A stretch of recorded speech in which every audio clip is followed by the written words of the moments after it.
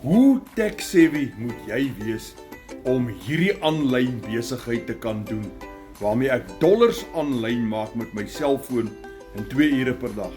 John Andre hierso uit die lekker, heerlike, warm, lieflike Jeffreys Bay omgewing uit. Nou, weet jy wat? Ek was nie tech-savvy nie.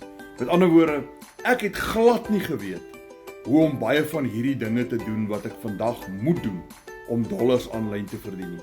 Baie van die ouer garde, nou ek tel ook onder hulle, ek sal 64, vra vir my, hoe belangrik is dit dat ons moet weet om al hierdie tegniese goede te doen. Ons weet nie baie van algoritmes en sosiale platforms en video editing. Ek het ook nie geweet nie. Maar weet jy wat? Jy kry die beste training in die wêreld. En dit is training wat vir jou maklik gemaak is.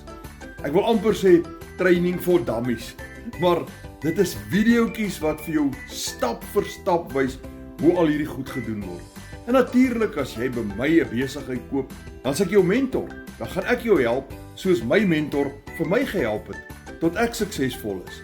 Nou ja, as jy wil weet, hoe ek dit doen, hoe ek hierdie kennis gekry het, hoe ek hierdie aanlyn vaardighede geleer het en hoe ek dollars aanlyn maak, dan jy kan skryf in die comments, wys my.